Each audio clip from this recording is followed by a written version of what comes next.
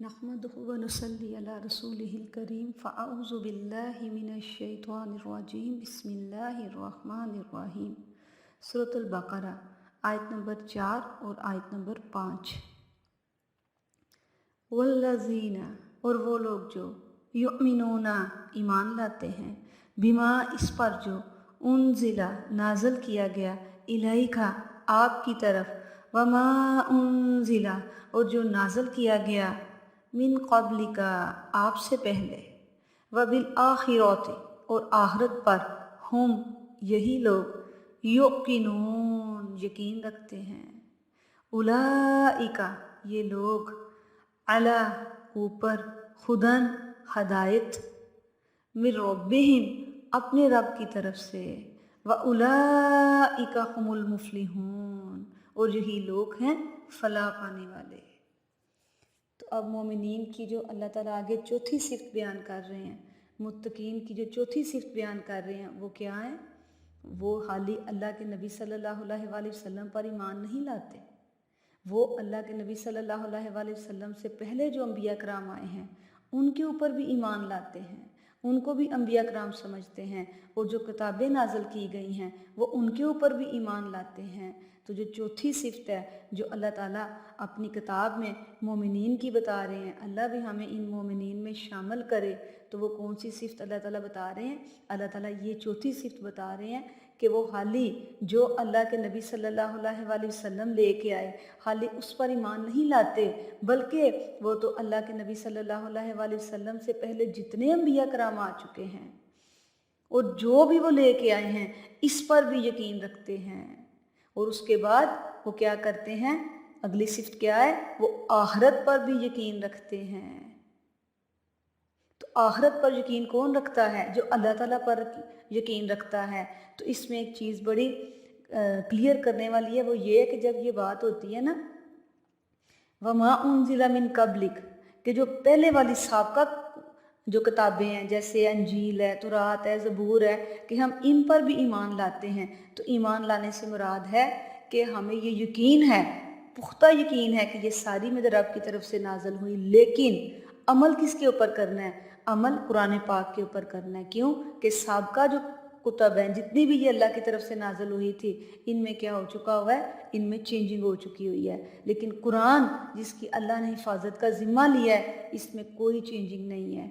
तो कुरान और सुन्नत इस चीज़ के ऊपर प्रैक्टिकल अमल करना है। लेकिन जितनी भी बाकी जो अंबिया कराम के ऊपर किताबें आई हैं उनके ऊपर हमने ईमान लाना है। हमने ये कहना है कि ये सारी अल्लाह की तरफ से आई हैं। अमल किसके ऊपर होगा? सिर्फ अल्लाह के नबी सल्लल्लाहु अलैहि वसल्लम जो लेके आए हैं, क्या?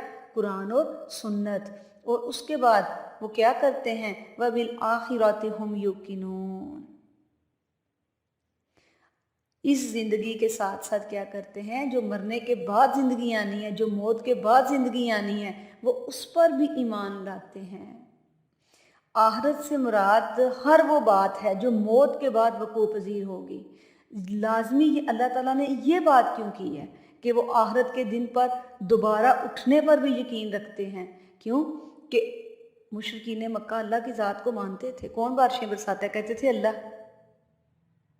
और अल्लाह के बारे में उनका ये भी अकीदा था कि रिज़्क अल्लाह देने वाला है, बारिशें अल्लाह बरसाने वाला है, मुश्किलें अल्लाह जो है वो दूर करने वाला है। मसला क्या था उनके साथ?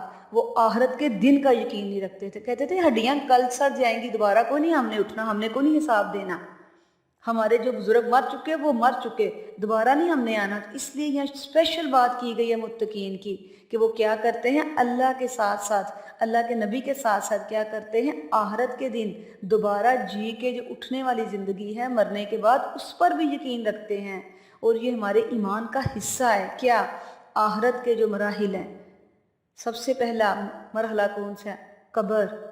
उसके बाद सूर फूंका जाना है, उसके बाद मौत के बाद दोबारा हमने ज़िंदा होना है, उसके बाद हशर कायम होना है, शफात भी होनी है, अल्लाह ने हिसाब भी लेना है, अल्लाह ने मीज़ान भी कायम करनी है, अल्लाह ताला ने पुल सिरात से भी गुजारना है।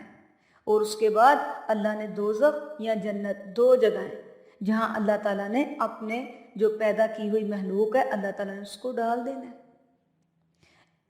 अल यकीन ऐसे इल्म कामल को कहते हैं ना जिसमें अदना सा भी शक ना हो। तो जब भी कभी آپ کے دل میں کوئی ایسی چیز آئے کہ یہ پتہ نہیں مرنے کے بعد قبر میں ہمارے ساتھ عذاب ہونا ہے کہ نہیں ہونا، وہ تو کیڑوں نے سب کچھ ہمارا کھا جانا ہے، لیکن ہمارا یقین ہے نا کہ اللہ تعالیٰ نے کہا ہے قبر کا عذاب ہے تو یہ پھر ہے، یہ پھر ہونا ہے، ہم نے اس پہ یقین رکھنا ہے۔ وہ کیسے آنا ہے، کیسے ہونا ہے، یہ بھی غائب کا علم ہے، یہ بھی اللہ بہتر جانتے ہیں۔ اور سٹارٹ میں جو صفت اللہ نے بیان کی ہے غائب پہ یقین رکھنا، تو جو آخرت کے جتنے بھی مراحل ہیں یہ سارے غائب ہے ہمارے لیے۔ ہم کوئی لاجک کوئی دلیل نہیں پیش کر سکتے اس طرح ہوگا، اس طرح پھر جتنے بھی آخرت کے مراحل ہیں ہمیں اس پہ اچھے طریقے کے ساتھ یقین رکھنا ہے۔ یاد رکھیے گا مرنے کے بعد انسان نے زندہ ہو کے کھڑے ہونا ہے، جو وہ دنیا میں کام کر کے گیا ہے اس کا اللہ نے اس سے حساب لینا ہے۔ کیا اللہ آپ کو ایسے ہی چھوڑ دے گا؟ دنیا میں جو آپ اللہ کے گناہ کے کام کر کے جاؤ، اللہ تعالیٰ کے آگے بدعمالیاں کرو، اور اللہ تعالیٰ کیا تمہیں ایسے ہی چھوڑ دے گا؟ کہ اللہ سے بڑا انصاف والا کوئی نہیں ہے، اللہ سے بڑھ کے انصاف والا کوئی نہیں ہے، نہ اس دنیا میں اور نہ آخرت میں۔ یہ صرف اللہ کی ذات ہے جو اپنے بندوں کے درمیان انصاف کرے گی۔ تو یہ تو اللہ کے انصاف کے اوپر ایک قسم کا کویسچن آ گیا نا، جو اللہ تعالیٰ اگر آخرت قائم ہی نہ کرے۔ اللہ نے تو آخرت قائم کرنی ہے، اس لیے کہ اللہ نے انصاف کرنا ہے۔ تو آپ کیا سمجھتے ہیں جو دنیا میں انسان کر کے جائے گا، اگر اسے دنیا میں اس کا جزا نہیں مل سکی تو کیا آخرت میں نہیں ملے گی؟ ملے گی۔ اگر دنیا میں کوئی گناہ کے کام کرنے کے باوجود اللہ نے اس کو نعمتوں سے نوازا ہے تو وہ یاد رکھے کہ آخرت میں اس سے حساب ہوگا۔ اور اگر دنیا میں کوئی بڑی آزمائشوں سے گزرا ہے پھر بھی اللہ کے راستے میں استقامت کے ساتھ ڈٹا رہا ہے تو کیا اللہ اسے آخرت میں جزا نہیں دیں گے؟ انشاءاللہ تعالیٰ دیں گے۔ تو آخرت کا جو دن ہے، دوبارہ جو ہم نے مرنے کے بعد اٹھنا ہے، اس پہ ہمیں ایسا ہی یقین ہونا چاہیے جیسا ہمیں اپنی اس زندگی پہ یقین ہے۔ کیونکہ جب تھوڑا سا انسان زیادہ پڑھ لکھ جاتا ہے تو وہ کہتا ہے کہ مجھے تو نہیں لگتا کہ آخرت آئے گی، اب انسان مٹی بن جاتا ہے، قبر میں چلا جاتا ہے، بس یہی زندگی ہے۔ تو بعض اوقات آج کل مسلمانوں کے ایسے عقیدے بن چکے ہوئے ہیں۔ اس لیے آگے متقین کی جو چوتھی صفت اللہ نے بیان کی ہے وہ کیا بیان کی ہے کہ نبی پہ بھی یقین لانا ہے، اس سے پہلے نبی پہ بھی یقین لانا ہے، اور کیا کرنا ہے، اور آخرت کے دن پر بھی یقین لانا ہے۔ جتنا آپ کا آخرت کے دن کے اوپر یقین ہوگا نا، یاد رکھیے گا اتنا آپ زندگی کو اچھے طریقے سے گزارنے والے بنیں گے۔ کیوں؟ آپ کو پتہ ہوگا کہ میں نے مرنے کے بعد دوبارہ اٹھنا ہے، اللہ نے ہر چیز کا مجھ سے حساب لینا ہے۔ اس حساب کے ڈر سے آپ اپنے آپ کو اللہ کے حکم کے مطابق چلنے پر اپنے نفس کو مجبور کریں گے۔ اور آگے 5 نمبر آیت میں اللہ تعالیٰ کہہ رہے ہیں اولئک علی ھدی من ربہم واولئک ھم المفلحون۔ یہ لوگ ہیں اپنے رب کی طرف سے ہدایت پر ہیں۔ کون سے لوگ؟ جن کے اندر یہ ساری صفات پائی جاتی ہیں۔ ھم المفلحون، اور یہ فلاح پانے والے ہیں۔ فلاح کیا ہوتی ہے؟ کامیابی کیا ہوتی ہے؟ جس کو اللہ تعالیٰ نے جنت میں داخل کر دیا وہ فلاح پانے والا ہو گیا، جس کو اللہ تعالیٰ نے دوزخ سے دور کر دیا وہ فلاح پانے والا ہو گیا۔ تو فلاح پانے کے لیے پھر ہمیں کن کن چیزوں کی ضرورت ہے؟ تو فلاح پانے کے لیے ہمیں اپنے نفس کی خواہشات کو پیچھے کرنے کی ضرورت ہے، اپنا محاسبہ کرنے کی ضرورت ہے۔ فلاح پانے کے لیے ہمیں آخرت کے دن پر یقین رکھتے ہوئے مال خرچ کرنا ہے۔ اس فلاح کو پانے کے لیے ہم نے اللہ کی ذات پر یقین رکھنا ہے، اللہ کی جو شریعت ہے اس کے مطابق اپنی زندگی گزارنی ہے، نماز کے معاملے میں اپنا محاسبہ کرنا ہے، آخرت کے دن پر یقین رکھتے ہوئے ہم نے ہر معاملات دوسروں کے ساتھ کرنے ہیں۔ کیا اگر میں یہ معاملہ کسی کے ساتھ کر رہا ہوں تو کیا مجھے فلاح ملے گی؟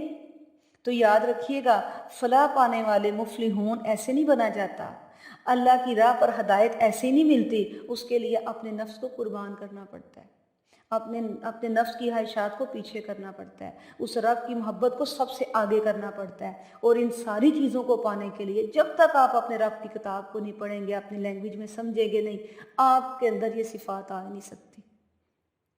یہ اس وقت آپ کے اندر صفات آئیں گی جب آپ کا اپنے رب سے ریلیشن اچھا ہوگا، جب آپ کا اپنے رب سے تعلق مضبوط ہوگا، تو انشاءاللہ تعالی جتنی بھی صفات متقین کی ہیں ایک ایک کر کے اللہ کے فضل و کرم سے انسان میں پھر آتی جائیں گی۔ ذرا جب اللہ تعالیٰ کی ہم کلام پڑھتے ہیں، سمجھنے کی کوشش کرتے ہیں، سیکھنے کی کوشش کرتے ہیں، تو اللہ تو بڑے انصاف والے ہیں، تو اللہ کیا کریں گے؟ اللہ تعالیٰ ہمیں ان تمام برائیوں سے دور کرتے جائیں گے جو ہماری فلاح میں رکاوٹ بنیں گی۔ اللہ ہمیں مفلحون کے درجے تک پہنچانے کے لیے اللہ تعالیٰ ہمارے نفس کو، ہمارے دل کو اپنے ہاتھوں میں رکھیں گے۔ اللہ تعالیٰ برے کاموں کی طرف راغب ہونے کی توفیق نہیں دیں گے۔ اللہ ایسے طریقے سے نیکی کے موقع آپ کے پاس لے کے آئیں گے کہ آپ سوچ بھی نہیں سکتے۔ اللہ تعالیٰ آپ کو نیکیوں کی کرنے کی توفیق عطا فرما دیں گے کہ آگے جا کے میرا بندہ مفلحون میں شامل ہو۔ تو یہ اللہ کی بہت بڑی رحمت ہے جس کو اللہ تعالیٰ نے مفلحون میں شامل کر دیا۔ تو فلاح، دنیا کی بھی فلاح اللہ سے مانگا کریں اور آخرت کی بھی فلاح مانگا کریں۔ دنیا کی فلاح تو ٹیمپریری ہے، جب موت کا وقت آنا ہے تو وہ ختم ہو جانی ہے، لیکن آخرت کی فلاح ہمیشہ کے لیے ہے اور یہ کبھی ختم نہیں ہونی۔ تو اللہ تعالیٰ ہم سب کو اپنے دین کے اوپر رکھے، اپنی ہدایت کے اوپر رکھے۔ اللہ تعالیٰ ہم سب کو فلاح پانے والوں میں شامل کرے۔ اللہ ہم سے ایسے کام لے لے کہ ہم مفلحین میں اللہ تعالیٰ ہمیں شامل کرے۔ آمین الہی آمین۔ اللہم صلی علی محمد وعلی آل محمد۔